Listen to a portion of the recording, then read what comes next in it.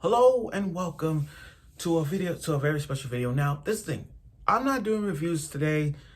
This is more like I want to do debates, I'm starting this year fresh with new ideas and new anime juicy debates to talk about. Like questions like which fan base is more annoying, or what is the best rom-com, or what's the next big three? Any questions you guys would like to ask, I will personally do it for you guys. Like I will post any question you guys want to talk about in debates, like which fan base is more annoying, for example. I will personally put my opinion aside, put my opinion, and just go out on the opening. Now, again, that's here and there. This year, though, I want to talk about the Anime Awards.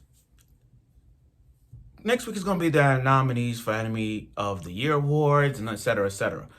But I want to talk about the nominees who I think should be nominated for Anime of the Year. Shows that has that it factor, that potential show to be Anime of the Year candidate. Now, I looked through all the shows of 2022.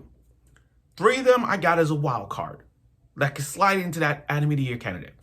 Well, the 6 shows I have, it has that nominee, that it factor that says, you know what, that right there is Anime of the Year candidate. So, here's one. My Dress Up Darling is up there because I know that people don't see it as, a rom-com that has no idea, no potential to be Anime of the Year, but it is.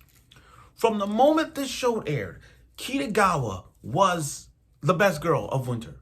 No question about it. She's fun to watch. She's everyone's favorite character. I know everybody's talking about the fan service of Kitagawa. That's here and there. But at the end of the day, forget that.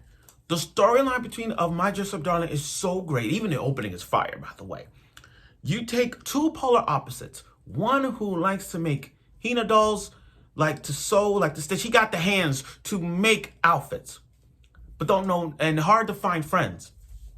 While you got one who's easygoing, always smiling, always blushing, loves anime, but sucks at cosplaying. What happens when you take 2 polar opposites? You smash them together, and boom, that right there is the epitome of My Dress Up Darling. And the way and the romance between those 2 is straight fire. Like, they know they love each other, and we all wait for that moment to say, I love you. But the way how he's brought out the world of cosplaying, like the talent that they're having, Kitagawa's best girl. I mean, everyone on YouTube, famous YouTubers have been talking about Kitagawa since day 1.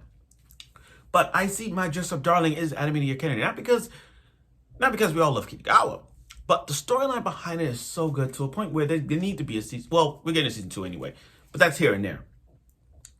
Spy X Family. Spy X Family is also a candidate because when it first aired, this was one of the shows that we anticipated because not only it's about Lloyd, not only it's about Yor, but Anya is the whole reason why all of us have watched Spy X Family. A family, pretend family, a spy, assassin, and a girl who read minds. But Anya has that mean personality. Anya brings out the memes to everyone. No question about it. You're talking about the ultimate meme. I thought Anya was the ultimate meme, but that's another show I'm going to talk about later as a nominee candidate. But Spy X Family being in 2 parts, and given what we got with the characters we love, like Lloyd, there's our Lloyd fans, Yor fans, and Anya fans. And the Spy X Family growth has been increasing, especially with the Anya fans. I mean, I don't think the Spy X Family fan base is not as toxic as you think it is. I mean, the JoJo fan base is toxic as hell. I hate JoJo. The toxic fan base sucks in that one. And then My Hero fan base and the Bago fan base, they're all toxic as hell. But that's another question. That's another topic from here and there. But what I'm saying is, Spy X Family gave us a great opening, great ending, storylines, and the characters we love to make us like, we want to see them do more. And every episode of Spy X Family, we have seen Lloyd in action, Yor in action, and the faces of Anya that she herself has grown up to be a best character, best daughter / sister you want to have. Now, Chainsaw Man. I knew from the beginning Chainsaw Man had that potential to be Anime of the Year candidate. When it aired as a trailer, everybody who saw it was going hype for this show. It was trending nonstop. Not to mention the opening gave us what we wanted. The opening, when I first watched the opening was so random. But then I had to like break it down a bit because there was a lot of references from Pulp Fiction to like The Big Lebowski. They had brought out a lot of references. Plus the action sequence was straight good. But Power, forget Denji. I know people like Denji. But Power? Best girl in Chainsaw Man. Like, I understand. She already got she's getting a bunny figure, for God's sake. Everybody liking Power. Because Power don't give a shit. She's funny in a lot of ways. But again, Chainsaw Man brings out the fire in us like, wow, that is straight good. That is good. Now, again, anticipated show, yes. Anime of the Year candidate, yes. I believe this show, do I think this show could possibly win? Yeah. Not slightly, yes. But yeah, I could have it up there. Now, Blue Lock. I say Blue Lock is also an Anime of the Year candidate because given what, it's like you're talking about the next big thing since Haikyuu. It is. You see, the rise of sports animes is always the same cliche sports animes where it's always a team willing to like not give up. Wins and losses and tears, et cetera, et cetera. Common sports animes, like that. But with this one, they take a real sport like soccer and made it into a battle royal. Yes, we have seen some good soccer animes, but Blue Lock takes the cake. You take a simple sport like soccer and made it where everybody's life is on the line just to prove to yourself that you could be the best striker in the world. That's what Blue Lock did. The fire of everyone's faces when they hit the ball. Their reaction time. Every character don't look serious as you think they are, but they're hell right serious. And everybody knows when they have that ghostly eye flare where it's like, I got this. And they had that flare look in their eyes. They will know they are dominant. Now, there are a few characters, as I watched Blue Lock, there are a few characters I looked at them and like, there's no way he's the best player. There's no way he could do that. I was surprised by Nagi, for example. Nagi, he caught my eye when I first saw him, like, really? This lazy guy is that good? But when I first saw him play, I take back what I said. And that's what Blue Lock does. A character that you did not suspect to be that good, but they turn it around, your brain gets fucked up, you're like, what? That's what I see. So again, I got My Dress Up Darling, I got Spy X Family, Chainsaw Man, and Blue Lock. Now, Bleach. I think Bleach could be nominated as well because this was the show that we waited for years. Back then, it was always the big three. Bleach, Naruto, and One Piece. Bleach has always been third for me because Bleach didn't bring out the it factor as much as One Piece and Naruto is. Their growth has been going on.